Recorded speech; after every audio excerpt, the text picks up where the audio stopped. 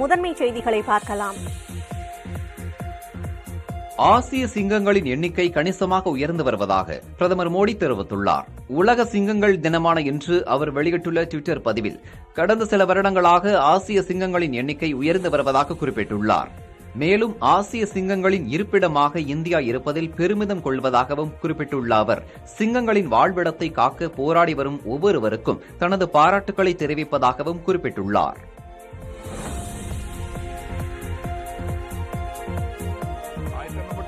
இந்திய பொருளாதாரம் வலுவுடன் இருக்கிறது என மக்களவையில் மத்திய நிதியமைச்சர் நிர்மலா சீதாராமன் பேசியுள்ளார். மக்களவையில் நம்பிக்கையில்லா தீர்மானத்திற்கு எதிராக பேசிய நிதியமைச்சர் நிர்மலா சீதாராமன் பொருளாதார வளர்ச்சி, விலைவாசி உயர்வு உள்ளிட்ட எதிர்க்கட்சியினரின் கேள்விகளுக்கு பதிலளித்தார். பிரிட்டன், ஜெர்மனி போன்ற ஐரோப்பிய நாடுகள் பெரும் பொருளாதார சிக்கலில் இருப்பதாகவும் அமெரிக்கா, சீனா போன்ற நாடுகள் கூட இதிலிருந்து தப்பவில்லை என்றும் நிர்மலா சீதாராமன் குறிப்பிட்டார். ஆனால் இந்திய பொருளாதாரம் வலுவாக இருப்பதாக பல்வேறு உலக அமைப்புகள் கணித்துள்ளதாகவும் அமைச்சர் தெரிவித்தார்.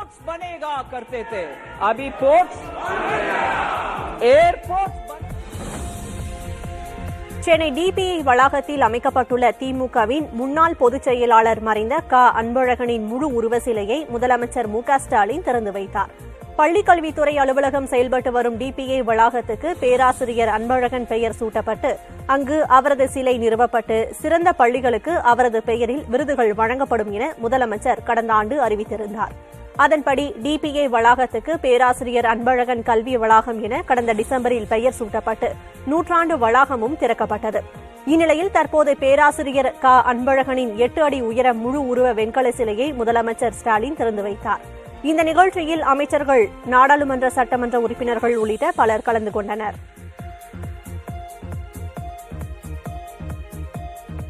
தமிழ்நாடு முதலமைச்சர் திறனாய்வு தேர்வுக்கு ஆகஸ்ட் 18ஆம் தேதி வரை விண்ணப்பிக்கலாம் என தெரிவிக்கப்பட்டுள்ளது. அரசு பள்ளி மாணவ மாணவிகளின் திறன்களை கண்டறியவும் ஊக்குவிக்கவும் நடப்பு கல்வியாண்டில் இருந்து இந்த தேர்வு நடத்தப்பட உள்ளது. அதன்படி அரசு பள்ளிகளில் மாநில பாடத்திட்டத்தின் கீழ் +1 பயிலும் மாணவர்கள் விண்ணப்பிக்கலாம். இதில் தகுதி பெறும் மாணாக்கருக்கு இளநிலை பட்டப்படிப்பு வரை மாதம் 1000 ரூபாய் வழங்கப்படும். தேர்வில் பங்கேற்க ஆகஸ்ட் 18ஆம் தேதி வரை விண்ணப்பிக்கலாம். செப்டம்பர் 23ஆம் தேதி நடைபெறவுள்ள இந்த திறனாய்வு தேர்வுக்கு கட்டணமாக 50 ரூபாய் செலுத்த வேண்டும் என்றும் விண்ணப்பத்துடன் கட்டணத்தையும் சேர்த்து தலைமை ஆசிரியரிடம் வழங்க வேண்டும் என்றும் அரசு தெரிவித்துள்ளது.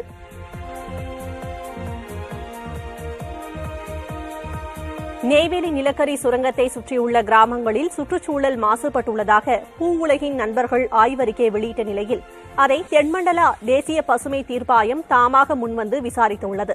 அதில் நெய்வேலி நிலக்கரி சுரங்கம் மற்றும் அனல்மின் நிலையத்தால் அதை சுற்றியுள்ள 8 கிலோமீட்டர் பரப்பளவில் உள்ள கிராமங்களில் நீர், நிலம் ஆகியவை மாசுபட்டுள்ளதாக தெரிவிக்கப்பட்டுள்ளது.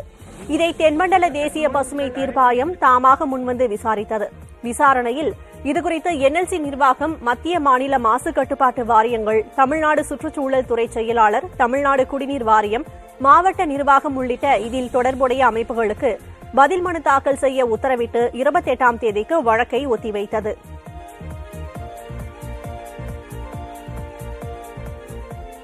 என்எல்சி ஒப்பந்த தொழிலாளர்கள் 16வது நாளாக காத்திருப்பு போராட்டத்தில் ஈடுபட்டுள்ளனர். ஒப்பந்த தொழிலாளர்களை பணி நிரந்தரம் செய்யும் வரை மாதம் 50,000 ரூபாய் ஊதியம் வழங்க வேண்டும் உள்ளிட்ட 6 அம்ச கோரிக்கைகளை வலியுறுத்தி ஜீவா ஒப்பந்த தொழிற்சங்கத்தினர் வேலைநிறுத்த போராட்டம் நடத்தி வருகின்றனர். கண் மற்றும் வாயில் கருப்பு துணியை கட்டிக்கொண்டு தொழிலாளர்கள் போராட்டம் நடத்தினர். மேலும் போராட்ட பந்தல் அருகே சமைத்து சாப்பிட்டு வருகின்றனர். என்எல்சி நிர்வாகம் பேச்சுவார்த்தைக்கு அழைக்கவில்லை என்றால் வடலூரில் ரயில் மறியல் செய்ய உள்ளதாக தெரிவித்துள்ளனர். ஏற்கனவே 3000 ரூபாய் கொடுத்திருக்காங்க, இன்னைக்கு 1000 ரூபாய் கொடுத்திருக்காங்க. என்எல்சி நிர்வாகத்தை கண்டித்து தமிழகம் முழுவதும் தேமுதிகவினர் கண்டன ஆர்ப்பாட்டத்தில் ஈடுபட்டனர். விருத்தாச்சலத்தில் கட்சியின் பொருளாளர் பிரேமலதா விஜயகாந்த் தலைமையில் கண்டன ஆர்ப்பாட்டம் நடைபெற்றது. சென்னை எழும்பூர் ராஜரத்தினம் மைதானம் அருகே நடைபெற்ற கண்டன ஆர்ப்பாட்டத்தில் தேமுதிக தலைவர் விஜயகாந்தின் மகன் விஜய பிரபாகரன் பங்கேற்று முழக்கங்களை எழுப்பினார். அப்போது பேசிய அவர், தேர்தல் பற்றி சரியான நேரத்தில் சரியான பதிலை கூறுவோம் என்றார். புதுக்கோட்டை, நாகை, கிருஷ்ணகிரி ஆகிய மாவட்டங்களிலும் தேமுதிகவினர் கண்டன ஆர்ப்பாட்டத்தில் ஈடுபட்டனர். திமுக ஆட்சியில முதலமைச்சராக இருக்கின்றாரே ஸ்டாலின் அவர்கள் அனைத்து மகளிருக்கும் உரிமை தொகை கேட்டு திருச்சி மாவட்ட ஆட்சியர் அலுவலகம் முன்பாக தேமுதிகவினர் திடீர் சாலை மறியலில் ஈடுபட்டனர். அப்போது மைக் செட் ஒலி அளவை குறைக்க வேண்டும் எனவும் சாலையோரம் நடப்பட்டிருந்த தேமுதிக கொடி கம்பங்களை அகற்ற வேண்டும் என மாநகர காவல் உதவி ஆணையர் கென்னடி உத்தரவிட்டார். இதனால் காவல்துறையினருக்கும் மறியலில் ஈடுபட்டவர்களுக்கும் இடையே வாக்குவாதம் ஏற்பட்டது. தேமுதிகவினரின் சாலை மறியல் காரணமாக ஆட்சியர் அலுவலகம் முன்பாக அரை மணி நேரம் போக்குவரத்து பாதிக்கப்பட்டது.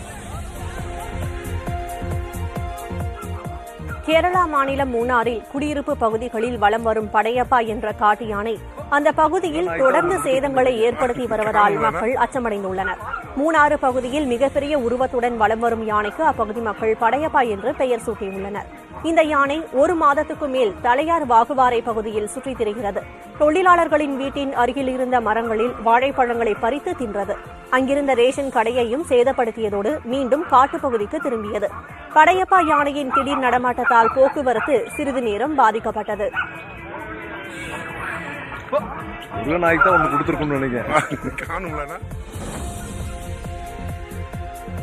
ஈரோடு அருகே உள்ள கடம்பூர் மலைப்பகுதியில் வாழும் ஊராளி பழங்குடியினர் வாழ்வியல் குறித்த ஆவணப்படம் வெளியிடப்பட்டது. உலக பழங்குடியினர் தினத்தை முன்னிட்டு சத்தியமங்கலம் அருகே உள்ள கடம்பூர் மலைப்பகுதியில் பழங்குடியினர் தின விழா கொண்டாடப்பட்டது. இந்த விழாவில் பரன் தொண்டு நிறுவனம் சார்பில் எடுக்கப்பட்ட ஊராளி பழங்குடியினர் பற்றிய ஆவணப்படம் வெளியிடப்பட்டது. இதில் அவர்களின் பாரம்பரிய இசை, வழிபாட்டு முறை, மழைநீரில் நீந்தி பழகும் சிறுவன் ஆகிய காட்சிகள் இடம்பெற்றிருந்தன.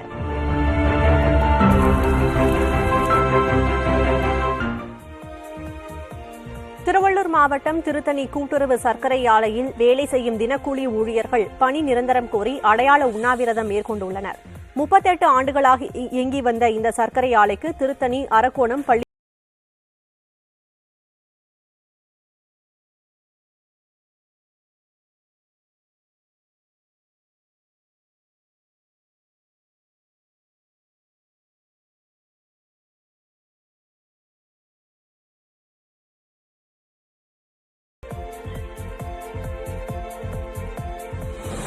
திருவண்ணாமலை மாவட்டம் செய்யாறு கூட்டுறவு சர்க்கரை ஆலை தொழிலாளர்கள் உண்ணாவிரத போராட்டத்தில் ஈடுபட்டுள்ளனர்.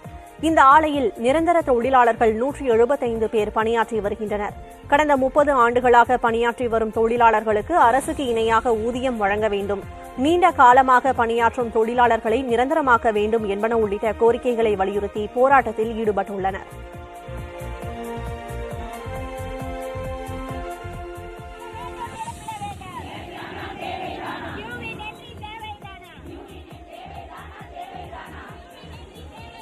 சிவகங்கை மாவட்டத்தில் ஊதிய உயர்வு உள்ளிட்ட பல்வேறு கோரிக்கைகளை வலியுறுத்தி தமிழ்நாடு சுகாதார செவிலியர் சங்கத்தினர் ஆர்ப்பாட்டத்தில் ஈடுபட்டனர். மாவட்ட ஆட்சியர் அலுவலக வாயிலில் நடைபெற்ற ஆர்ப்பாட்டத்தில் ஊதிய உயர்வு, ஆண் பெண் பாலின பாகுபாடு, காலி பணியிடங்களை நிரப்புதல், பழைய சுகாதார கட்டடங்களுக்கு வாடகை வசூலிப்பதை நிறுத்துதல் உட்பட பல்வேறு கோரிக்கைகள் வலியுறுத்தப்பட்டன. இதில் 100க்கும் மேற்பட்டோர் பங்கேற்றனர்.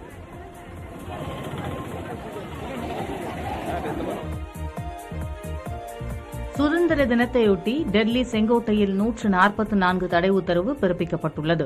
வரும் 15ஆம் தேதி சுதந்திர தின விழா கொண்டாடப்பட உள்ள நிலையில் நாடு முழுவதும் உள்ள முக்கிய இடங்களில் பாதுகாப்பு பலப்படுத்தப்பட்டுள்ளது. இந்நிலையில் பாதுகாப்பு நடவடிக்கையாக டெல்லி, செங்கோட்டை, ராஜ்காட் உள்ளிட்ட இடங்களில் 144 தடை உத்தரவு பிறப்பிக்கப்பட்டுள்ளது.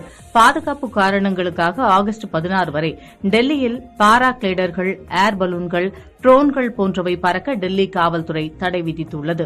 இதற்கிடையே இந்திய எல்லைப் பகுதியில் ஊடுருவல் மற்றும் கடத்தல் முயற்சிகளை முறியடிக்கும் வகையில் நாளை முதல் ஆகஸ்ட் 17 வரை இந்தியா பாகிஸ்தான் எல்லையில் ஆபரேஷன் அலர்ட்டை எல்லை பாதுகாப்பு படை செயல்படுத்த உள்ளது. பொருளாதார சிக்கலை எதிர்கொண்டு வரும் சீனா டிஃப்ளேஷன் எனப்படும் பணமாட்டு நிலைக்கு சென்றுள்ளதாக புள்ளி விவரங்கள் கூறுகின்றன. சர்வதேச அளவில் 2வது மிகப்பெரிய பொருளாதாரம் கொண்ட நாடான சீனாவின் பொருட்களுக்கு சர்வதேச சந்தையில் ஆர்வம் குறைந்துள்ளது. எனவே தேவை குறைந்த நிலையில் நுகர்வோர் பணவீக்க குறியீடு சென்ற ஜூலை மாதத்தில் 0.3% சரிந்துள்ளதாக அந்நாட்டின் தேசிய புள்ளியியல் அமைப்பு தெரிவித்துள்ளது. கொரோனா பெருந்தொற்றுக்கு பிறகான காலங்களில் வலுவான பொருளாதார மீட்சியை அடையும் என்று நம்பிய சீன அரசுக்கு நுகர்வோர் பணவீக்க குறியீடு சரிந்துள்ளது பெரிய பின்னடைவாக பார்க்கப்படுகிறது. சீனாவில் உள்ள உயிரியல் பூங்காவில் பிறந்தநாள் கொண்டாடிய பாண்டா கரடிக்கு பழங்களால் ஆன கேக் வழங்கப்பட்டது. கடந்த 2016ஆம் ஆண்டு பிறந்த ஹீஃபெங் என ஆண் பாண்டா ஷாங்காயில் உள்ள உயிரியல் பூங்காவில் வளர்க்கப்பட்டு வந்தது. இந்த பாண்டா கரடி தனது 7வது பிறந்த நாளை தற்போது கொண்டாடியுள்ளது. இதையொட்டி பாண்டா கரடிக்கு பழங்களால் தயாரிக்கப்பட்ட பிரத்யேக கேக் வழங்கப்பட்டுள்ளது. கூண்டில் வைக்கப்பட்டிருந்த இந்த கேக்கை பாண்டா கரடி ருசித்து சாப்பிட்டதை அங்கிருந்த சுற்றுலா பயணிகள் கண்டு ரசித்தனர்.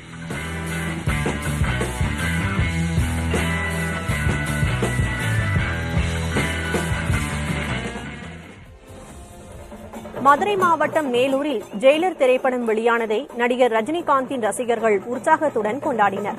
மேளதாளம் முழங்க ஆட்டம் பாட்டத்துடன் ரசிகர்கள் வந்திருந்து ஜெயிலர் திரைப்படத்தின் முதல் காட்சியை கண்டு ரசித்தனர். இதற்கிடையே ரஜினிகாந்த் மற்றும் அஜித் ரசிகர்கள் இணைந்து 50க்கும் மேற்பட்ட ஏழை குடும்பத்தினருக்கு ஒரு மாதத்துக்கு தேவையான அரிசி உள்ளிட்ட மளிகை பொருட்களை நலத்திட்ட உதவிகளாக வழங்கினர்.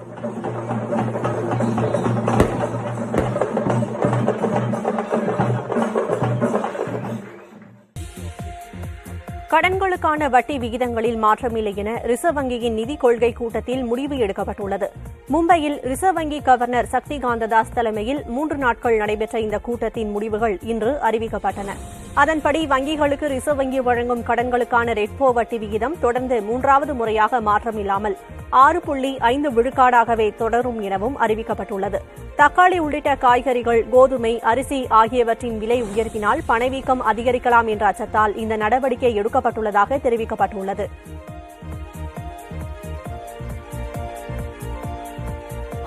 மதுரை எய்ம்ஸ் மருத்துவமனை தாமதத்திற்கு தமிழக அரசே காரணம் என மத்திய நிதியமைச்சர் நிர்மலா சீதாராமன் குற்றம் சாட்டியுள்ளார். எதிர்க்கட்சிகளின் நம்பிக்கையில்லா தீர்மானத்தின் மீது 3வது நாள் விவாதம் மக்களவையில் நடைபெற்று வருகிறது. இதில் பேசிய மத்திய நிதியமைச்சர் தமிழகத்தை பற்றி பேச நிறைய இருப்பதாக தெரிவித்தார். தொடர்ந்து மதுரை எய்ம்ஸ் மருத்துவமனைக்கான மதிப்பீடு 1000 கோடி ரூபாயாக உயர்த்தப்பட்டுள்ளதாக தெரிவித்த மத்திய நிதியமைச்சர் எய்ம்ஸ் மருத்துவமனை தாமதத்திற்கு தமிழக அரசே காரணம் என குற்றம் சாட்டினார். அப்போது திமுக மற்றும் காங்கிரஸ் கட்சி உறுப்பினர்கள் வெளிநடப்பு செய்தனர். மதுரையில் 1977 கோடிக்கான இந்த எய்ம்ஸ் 1627 கோடிக்கான கடன் ஜெய்காலேந்து எடுத்துக்கிட்டு மத்திய அரசு கட்டுது. மத்திய அரசின் செலவில் கட்டப்படுது. மத்திய அரசு இந்த லோனை தீர்த்து வைக்கும். தமிழ்நாடு அரசுக்கு இதன் மூலமாக ஒரு விதமான கடன் உபாதையும் இல்லை. இந்த லோன் மத்திய அரசோட லோனு, இது தமிழ்நாட்டுக்கு மேல இல்ல. ஆனா தமிழ்நாட்டில் மதுரையில கட்டப்படுற எய்ம்ஸ்ல 950 பெட்டுகள் இருக்கப்படுறது. 700க்கு மேல 150. அந்த 150 கூட தொட்டு வியாதி வராம இருக்கிறதுக்கான தடுப்பு வார்டு கட்டுறதுனால, அதனால தமிழ்நாட்டுக்கு கடனும் இல்லை, நிறைய பெட்டும் கிடைக்கும். செங்கல்பட்டு மாவட்டத்தில் புதிய உற்பத்தி ஆலையை நிறுவுவதற்கு முதலமைச்சர் மு.க.ஸ்டாலின் முன்னிலையில் கோத்ரேஜ் நிறுவனம் புரிந்துணர்வு ஒப்பந்தம் செய்துள்ளது. கோத்ரேஜ் குழுமத்திற்கு கீழ் இயங்கும் கோத்ரேஜ் கன்சியூமர் ப்ராடக்ட்ஸ் நிறுவனம் இந்தியாவில் 33 இடங்களில் உற்பத்தி ஆலைகளை வைத்துள்ளது. தமிழ்நாட்டை பொறுத்தவரை செங்கல்பட்டு மாவட்டத்தில் உள்ள மறைமலை நகரில் ஒரு உற்பத்தி மையத்தை ஏற்கனவே கொண்டுள்ள இந்த நிறுவனம் தற்போது ஒரு புதிய அதிநவீன உற்பத்தி ஆலையை நிறுவ திட்டமிட்டுள்ளது. இதற்கான புரிந்துணர்வு ஒப்பந்தம் முதலமைச்சர் மு.க.ஸ்டாலின் முன்னிலையில் தமிழக அரசுக்கும் கோத்ரேஜ் கன்சியூமர் ப்ராடக்ட்ஸ் நிறுவனத்துக்கும் இடையே இன்று கையெழுத்தானது. சென்னை தலைமைச் செயலகத்தில் நடந்த இந்த நிகழ்வில் தொழில் முதலீட்டு ஊக்குவிப்பு மற்றும் வர்த்தகத்துறை அமைச்சர் TRB ராஜா, தலைமைச் செயலாளர் சிவ்தாஸ் மீனா மற்றும் உயரதிகாரிகள் பலரும் கலந்து கொண்டனர். இந்த ஒப்பந்தத்தின்படி 515 கோடி ரூபாய் முதலீட்டில் 446 நபர்களுக்கு வேலைவாய்ப்பு வழங்கும் விதமாக முக அழகு கிரீம்கள், தலைமுடி பராமரிப்பு சாதனங்கள், கொசு ஒழிப்பான்கள் உள்ளிட்டவற்றை உற்பத்தி செய்யும் மையம் நிறுவப்பட உள்ளது.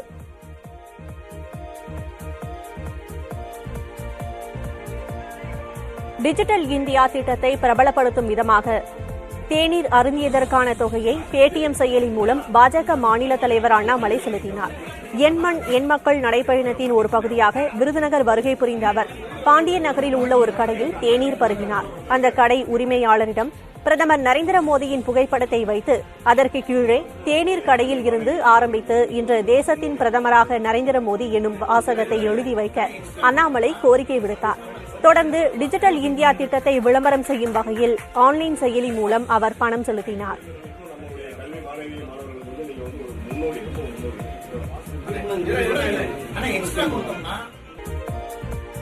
கலைஞர் மகளிர் உரிமை திட்டத்தின் கீழ் இதுவரை 1,48,00,000 விண்ணப்பங்கள் பெறப்பட்டுள்ளதாக தெரிவிக்கப்பட்டுள்ளது.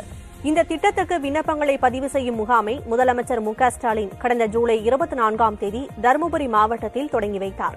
ஆகஸ்ட் 4ஆம் தேதி வரை நடைபெற்ற முதல் கட்ட முகாமில் 88,34,000 விண்ணப்பங்கள் வந்திருந்த நிலையில் 2ஆம் கட்ட முகாம் கடந்த 5ஆம் தேதி தொடங்கியது.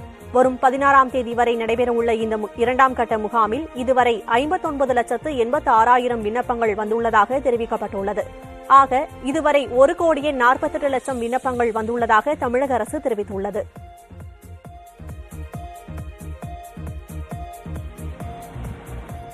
தெற்காசியாவிலேயே மிகப்பெரிய கடல்நீர் சுத்திகரிப்பு நிலையத்தை முதலமைச்சர் ஸ்டாலின் திறந்து வைக்க உள்ளதாக நகராட்சி நிர்வாகத்துறை அமைச்சர் KN நேரு தெரிவித்தார்.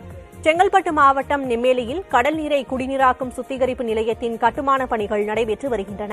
இப்பணிகளை ஆய்வு செய்த பின் செய்தியாளர்களிடம் பேசிய அமைச்சர், தெற்காசியாவிலேயே 40 கோடி லிட்டர் அளவு கொண்ட மிகப்பெரிய கடல்நீர் சுத்திகரிப்பு நிலையத்தை வரும் 21ஆம் தேதி முதலமைச்சர் ஸ்டாலின் அடிக்கல் நாட்டி தொடங்கி வைக்க உள்ளதாக தெரிவித்தார். சென்னை பெருநகர குடிநீர் வடிகால் வாரியம் சார்பாக கடல் நீரை குடிநீராக்கும் திட்டம் 400 MLD இதுவரை சவுத் ஏசியாவிலே பெரிய அளவில் ஒரு திட்டத்தை தமிழக முதல்வர்கள் துவங்க வைக்க இருக்கிறார்கள், அடிக்கல் நாட்ட இருக்கிறார்கள். அந்த இடம் இந்த இடம் திட்ட மதிப்பீடு 4,276 கோடியே 44 லட்சம். அமைச்சர் பொன்முடிக்கு எதிரான சொத்து குவிப்பு வழக்கு வேலூர் நீதிமன்றத்தில் மிக மோசமான முறையில் விசாரிக்கப்பட்டுள்ளதாக சென்னை உயர்நீதிமன்ற நீதிபதி ஆனந்த் வெங்கடேஷ் கருத்து தெரிவித்துள்ளார். இதன் காரணமாகவே வேலூர் நீதிமன்ற வழக்கு தொடர்பாக தாமாக முன்வந்து விசாரணைக்கு எடுத்துள்ளதாக அவர் குறிப்பிட்டுள்ளார். சுமாட்டோ வழக்கை தலைமை நீதிபதி முன் சமர்ப்பிக்க பதிவுத்துறைக்கு நீதிபதி ஆனந்த் வெங்கடேஷ் உத்தரவிட்டார். சுமாட்டோ வழக்கு தொடர்பாக செப்டம்பர் 7ஆம் தேதிக்குள் பதிலளிக்க லஞ்ச ஒழிப்புத்துறை பொன்முடி உள்ளிட்டோருக்கு உத்தரவிட்டார். வழக்கை தாமாக முன்வந்து எடுத்தது ஏன் என்பது குறித்து 17 பக்க உத்தரவில் தெரிவித்திருப்பதாகவும் நீதிபதி ஆனந்த் வெங்கடேஷ் குறிப்பிட்டார்.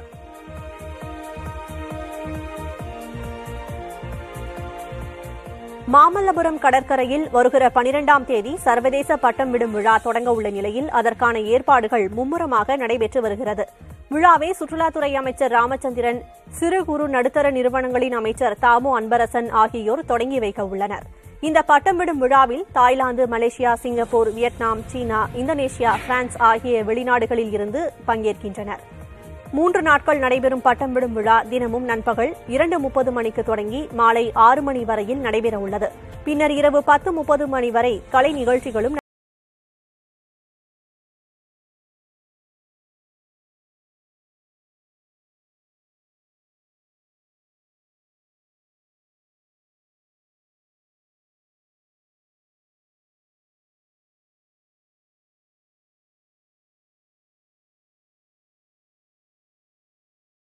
நிகழ்ச்சியில் சிறப்பு விருந்தினர்களாக ட்ரீம் ஜோனலின் ஜோனல் மேனேஜர் பீனா பாஷா மற்றும் தாம்பரம் மாவட்ட காவல்துறையின் முன்னாள் ஆணையர் ரவி ஆகியோர் கலந்து கொண்டு சிறப்பித்தனர்.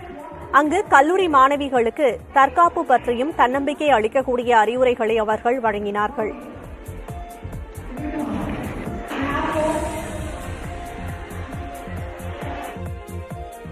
இன்னைக்கு what we have spoken to the students is உங்களோட எல்லா மனசில் இருக்கிற பயங்கள், மனசில் இருக்கிறதெல்லாம் எடுத்துட்டு, ஓகே, உங்களோட தேவையான உங்களுக்கு என்ன பிடிக்கும் அந்த ஒரு கெரியரை நீங்கள் அமைச்சிக்கோங்க. இது ஆக்சுவலாக போலீஸ் வேலையே இந்த புதிய தலைமுறை பண்ணுற மாதிரி தான் இருக்குது. ஏன்னா நாங்கள் அதான் பண்ணுறோம், பெண்களை சென்சிட்டைஸ் பண்ணுறோம், எப்படி தங்களை பாதுகாப்பது அப்படின்ட்டு. பெண்களுடைய பாதுகாப்பிற்கு முதல் உத்தி என்னென்னா அச்சத்தை தவிர்க்க வேண்டியது.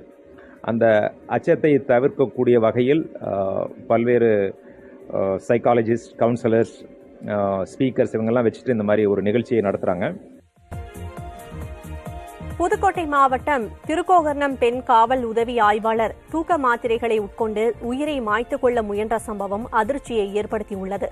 வழக்கறிஞர் கலீல் ரகுமான் என்பவரை தாக்கியவர் மீது திருக்கோகர்ணம் காவல் நிலைய உதவி ஆய்வாளர் சங்கீதா நடவடிக்கை எடுக்கவில்லை என கூறி அவருக்கு எதிராக வழக்கறிஞர் சங்கத்தினர் போராட்டத்தில் ஈடுபட்டனர். மேலும் காவல் உதவி ஆய்வாளர் சங்கீதாவை வழக்கறிஞர்கள் சங்கத்தினரை சேர்ந்தவர்கள் அவதூறு வார்த்தைகளால் பேசியதாகவும் கூறப்படுகிறது.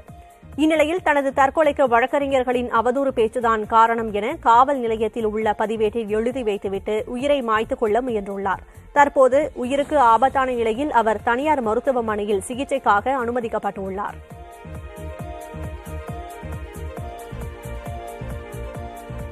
நீலகிரி மாவட்டம் குன்னூரில் ஜப்பானிய தேசிய பழமான பெர்சிமன் பழ சீசன் தொடங்கியுள்ளது. இங்கு மித வெப்ப காலநிலை நிலவுவதால் அரிய வகை பழங்கள் விளைவிக்கப்படுகின்றன. இந்நிலையில் ஜப்பானிய தேசிய பழமான பெர்சிமன் பழ சீசன் தற்போது தொடங்கியுள்ளது. கிலோ 150 ரூபாய்க்கு விற்கப்படும் பெர்சிமன் பழம்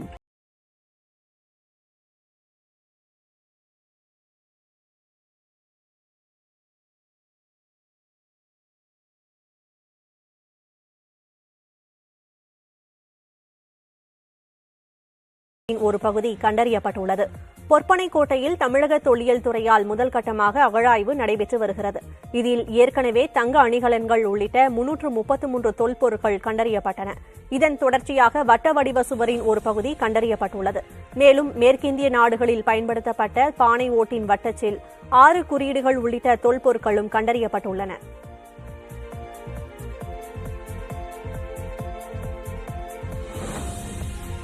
வாரணாசியில் உள்ள ஞானவாபி மசூதியில் தொல்லியல் துறையினர் 7வது நாளாக ஆய்வு மேற்கொண்டு வருகின்றனர். காசி விஸ்வநாதர் கோயில் அருகே உள்ள ஞானவாபி மசூதி கோயில் மீது அமைக்கப்பட்டதாக தொடரப்பட்ட வழக்கில் அங்கு தொல்லியல் துறை அறிவியல் ரீதியாக ஆய்வு செய்ய வாரணாசி நீதிமன்றம் அனுமதி அளித்திருந்தது. இதற்கு எதிரான மேல்முறையீட்டு மனுவை விசாரித்த அலகாபாத் உயர்நீதிமன்றம் மனுவை தள்ளுபடி செய்தது. இதையடுத்து பலத்த பாதுகாப்பிற்கு மத்தியில் ஞானவாபி மசூதியில் தொல்லியல் துறையினர் ஆய்வை தொடங்கினர். இன்று 7வது நாளாக ஆய்வுகள் தொடர்ந்து நடைபெற்று வருகின்றன. சுதந்திர தின விழாவுக்கு சில நாட்களே உள்ள நிலையில் இந்தியா பாகிஸ்தான் எல்லைப் பகுதியில் கண்காணிப்பு தீவிரப்படுத்தப்பட்டுள்ளது. வரும் 15ஆம் தேதி சுதந்திர தின விழா கொண்டாடப்பட உள்ள நிலையில் நாடு முழுவதும் உள்ள முக்கிய பகுதிகளில் பாதுகாப்பு பலப்படுத்தப்பட்டுள்ளது. அந்த வகையில் பஞ்சாபில் அமைந்துள்ள இந்தியா பாகிஸ்தான் எல்லைப் பகுதியில் எல்லை பாதுகாப்பு படையினர் தீவிர ரோந்து பணியில் ஈடுபடுத்தப்பட்டுள்ளனர். ட்ரோன்களை பயன்படுத்தி கண்காணிப்பு பணிகள் தீவிரப்படுத்தப்பட்டுள்ளன. விநாயகர் சதுர்த்தி விழா நெருங்கும் நிலையில் ஜம்மு காஷ்மீரில் விநாயகர் சிலைகள் தயாரிக்கும் பணியில் பாரம்பரிய கலைஞர்கள் ஈடுபட்டுள்ளனர். வரும் செப்டம்பர் 19ஆம் தேதி விநாயகர் சதுர்த்தி விழா கொண்டாடப்பட உள்ளது. பண்டிகைக்கு 1 மாதமே உள்ளதால் ஜம்மு காஷ்மீரில் ராஜஸ்தானைச் சேர்ந்த பாரம்பரிய கைவினை கலைஞர்கள் சிலை தயாரிக்கும் பணிகளில் ஈடுபட்டுள்ளனர். 3 அடி முதல் 5 அடி வரையிலான விநாயகர் சிலைகளை தயாரித்து அதற்கு வண்ணம் தீட்டும் பணிகள் நடைபெற்று வருகின்றன. ராஜஸ்தானில் இருந்து வந்து இங்கு இந்த சிலைகளை தயாரிப்பதால் நல்ல வியாபாரம் நடப்பதாக கலை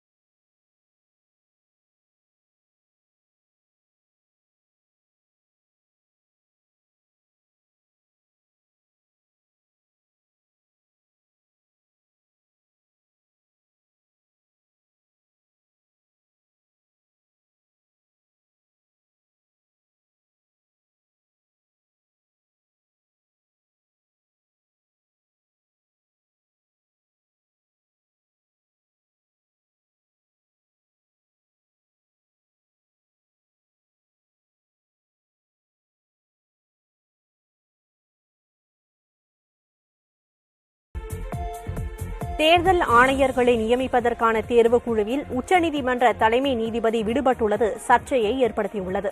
தலைமை தேர்தல் ஆணையர் தேர்தல் ஆணையர்கள் நியமனம் தொடர்பான மசோதாவை மாநிலங்களவையில் எதிர்க்கட்சிகளின் கடும் எதிர்ப்புக்கிடையில் மத்திய அரசு தாக்கல் செய்துள்ளது. தேர்தல் ஆணையர்களை தேர்வு செய்வதற்கான குழுவில் பிரதமர், ஒரு கேபினெட் அமைச்சர், எதிர்க்கட்சித் தலைவர் ஆகியோர் இடம்பெற்றிருப்பர் என மசோதாவில் கூறப்பட்டுள்ளது. தேர்தல் ஆணையர்கள் நியமனத்திற்கான குழுவில் பிரதமர், எதிர்க்கட்சித் தலைவர், உச்சநீதிமன்ற தலைமை நீதிபதி இடம்பெற்றிருக்க வேண்டும் என உச்சநீதிமன்றம் மார்ச் மாதம் அளித்த தீர்ப்பில் தெரிவிக்கப்பட்டிருந்தது. ஆனால் அதை அரசு பின்பற்றாதது குறித்து எதிர்க்கட்சிகள் கேள்வி எழுப்பியுள்ளன. தனக்கு சாதகமானவர்களை தேர்தல் ஆணையர்களாக தேர்வு செய்வதற்கே இதுபோன்று அரசு செய்துள்ளதாக எதிர்க்கட்சிகள் கூறுகின்றனர்.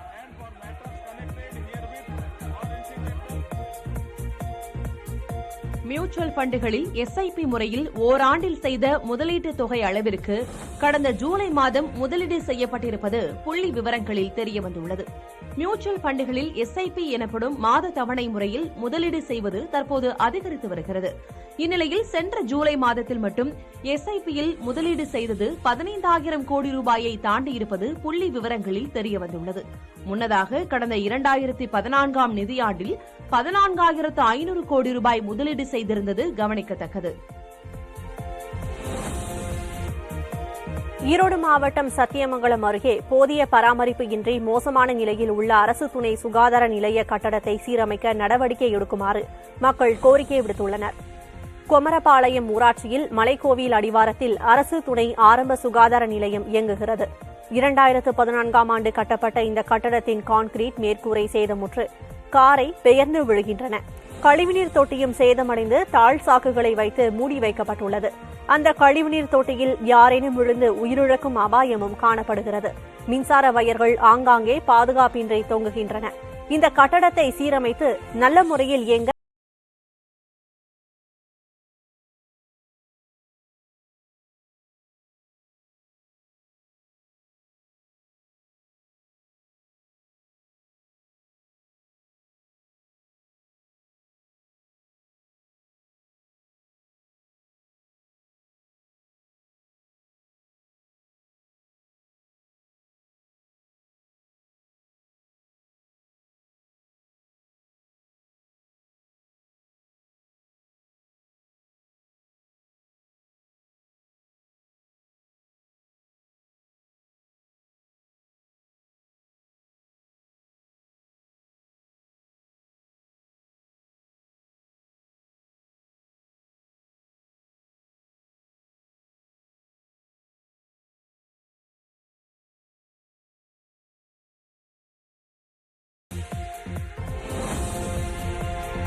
எழுபது வயது நிறைவு அடைந்தவர்களுக்கு கூடுதல் ஓய்வூதியம் கேட்டு திருச்சியில் தமிழ்நாடு அரசு அனைத்து துறை ஓய்வூதியர்கள் சங்கத்தினர் ஆர்ப்பாட்டம் நடத்தினர்.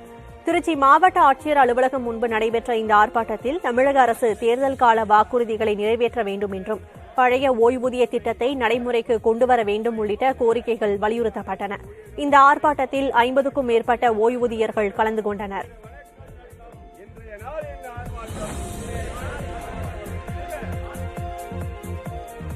சென்னையில் மாநகர போக்குவரத்து கழகத்தில் வருகையை போலியாக பதிவு செய்து பணிக்கு வராமல் இருந்த 4 பேர் பணியிடை நீக்கம் செய்யப்பட்டுள்ளனர். சென்னை மாநகர போக்குவரத்து கழகத்தில் ஐயப்பன்தாங்கல், ஆலந்தூர் பணிமனைகளில் சிலர் பணிக்கு வராமலேயே இருந்ததாகவும், ஆனால் பதிவேட்டில் அவர்கள் வந்ததாக போலியாக பதிவிட்டதாகவும் புதிய தலைமுறை கள ஆய்வு செய்தி வெளியிட்டது. இந்நிலையில் போக்குவரத்து துறை அதிகாரிகள் விசாரணை மேற்கொண்டு முறைகேட்டில் ஈடுபட்ட 4 ஊழியர்களை பணியிடை நீக்கம் செய்து உத்தரவிட்டனர்.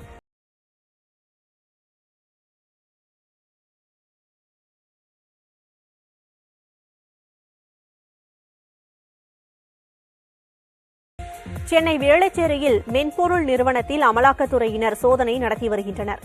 விஜயநகர் 2வது பிரதான சாலையில் உள்ள அடுக்குமாடி கட்டடத்தில் ஜேம்ஸ் வால்ட்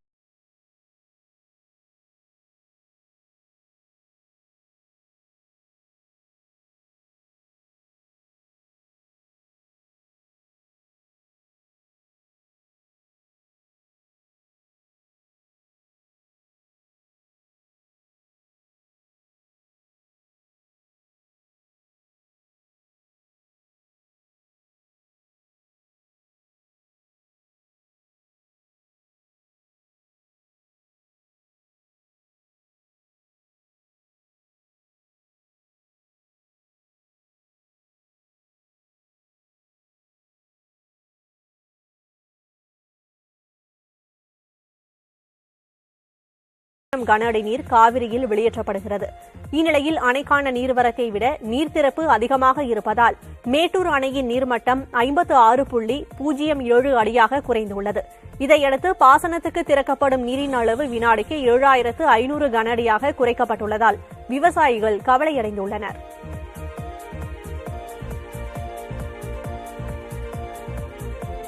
ஆகஸ்ட் 15ஆம் தேதி வரை முறை வைக்காமல் தண்ணீர் திறந்துவிட வேண்டும் என்றும் கீழ்பவானி கால்வாயில் கட்டுமான பணிகளை அரசு தலையிட்டு விரைந்து முடிக்க நடவடிக்கை எடுக்க வேண்டும் என்றும் விவசாயிகள் கோரிக்கை விடுத்துள்ளனர். ஈரோடு மாவட்ட ஆட்சியர் அலுவலகத்தில் நீர்வளத்துறை அதிகாரிகளுடனான கூட்டத்தில் இக்கோரிக்கைகள் முன்வைக்கப்பட்டது. விவசாயிகளுடைய பாசன சபை மற்றும் அனைத்து விவசாய சங்கத்தினுடைய பிரதிநிதிகள் முன்னாலே ஒரு பேச்சுவார்த்தை நடைபெற்றது.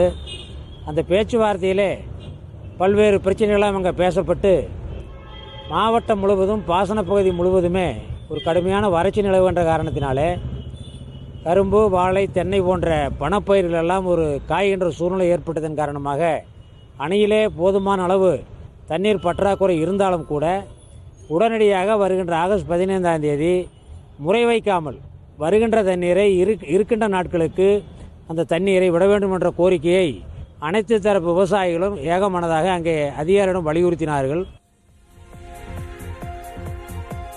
கருகும் குறுவை பயிர்களை காப்பாற்ற பாசன ஆற்றில் தண்ணீர் திறந்து விடக் கோரியும் கொள்ளிடம் கூட்டு குடிநீர் திட்டத்தில் குடிநீர் வழங்கக் கோரியும் மார்க்சிஸ்ட் கம்யூனிஸ்ட் கட்சியினர் வேதாரண்யம் அருகே தாணிக்கோட்டகத்தில் சாலை மறியல் செய்தனர். 3000 ஏக்கரில் குறுவை சாகுபடி செய்த பயிர்கள் கருகி வருவதாக மார்க்சிஸ்ட் கட்சியினர் தெரிவித்தனர். இந்த நிலையில் கடந்த ஒரு வாரமாக கொள்ளிடம் கூட்டு குடிநீர் திட்ட குடிநீர் சரிவர வழங்கவில்லை என்றும் அவர்கள் புகார் தெரிவித்தனர். பேச்சுவார்த்தை நடத்த வந்த வட்டார வளர்ச்சி அலுவலர் பாஸ்கரன் வாகனத்தை மறித்து முற்றுகையிட்டு போராட்டத்தில் ஈடுபட்டனர்.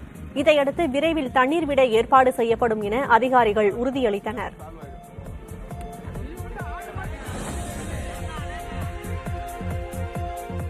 கடலூர் மாவட்டத்தில் கொட்டி தீர்த்த மழையால் நேரடி நெல் கொள்முதல் நிலையத்தில் வைக்கப்பட்டிருந்த 5000 நெல் மூட்டைகள் நனைந்து சேதமாகின. திட்டக்குடி அடுத்த பெண்ணாடம், ஆவினங்குடி, முருகன்குடி, வெண்கரும்பூர், வடகரை, தாழநல்லூர் உள்ளிட்ட சுற்றுவட்டார பகுதிகளில் விடிய விடிய மழை பெய்தது. தொடர் மழையால் நேரடி நெல் கொள்முதல் நிலையத்தில் திறந்த வெளியில் வைக்கப்பட்ட 5000 நெல் மூட்டைகள் மழையில் நனைந்து சேதமடைந்தன. எனவே ஈரப்பதத்தை கணக்கில் கொள்ளாமல் நெல்லை விரைந்து கொள்முதல் செய்ய வேண்டும் என விவசாயிகள் கண்ணீர் மல்க கோரிக்கை வைத்தனர். இதுகுறித்து நேரடி நெல் கொள்முதல் நிலைய மண்டல மேலாளரிடம் கேட்டதற்கு உடனே கொள்முதல் செய்ய நடவடிக்கை எடுக்கப்படும் என தெரிவித்தார்.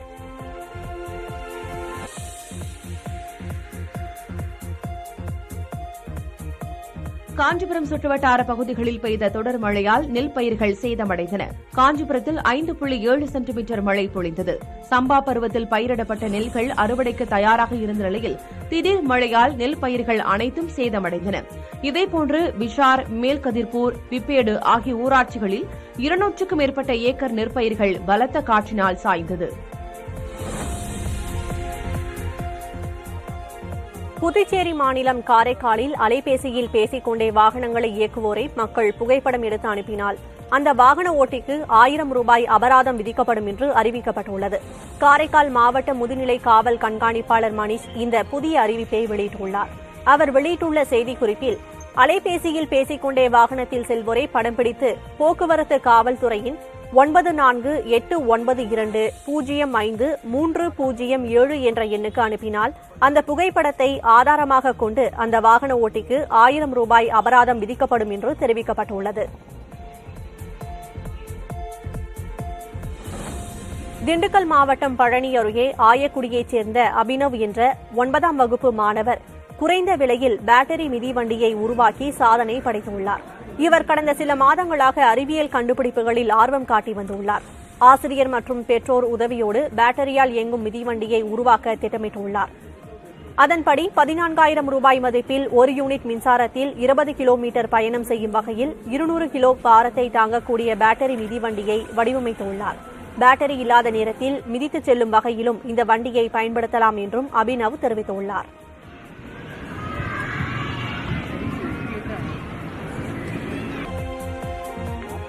ஈக்வடாரில் அதிபர் வேட்பாளர் சுட்டுக் கொல்லப்பட்ட சம்பவம் பெரும் அதிர்வலைகளை ஏற்படுத்தியது. தென் அமெரிக்க நாடான ஈக்வடாரில் வரும் 20ஆம் தேதி அதிபர் தேர்தல் நடைபெறவுள்ளது. இந்நிலையில் குயிட்டோ நகரில் வேட்பாளர் பெர்னாண்டோ வில்லா விசென்சியோ பிரச்சாரத்தில் ஈடுபட்டிருந்த போது அவரை குறிவைத்து அடையாளம் தெரியாத நபர் ஒருவர் துப்பாக்கிச்சூடு நடத்தினார். இதில் பெர்னாண்டோ நிகழ்விடத்திலேயே உயிரிழந்தார். இந்த சம்பவம் அதிர்வலைகளை ஏற்படுத்தியுள்ள நிலையில் இதில் தொடர்புடையவர்களுக்கு கடுமையான தண்டனை வழங்கப்படும் என அதிபர் கில்லர்மோ லாசோ உறுதியளித்துள்ளார்.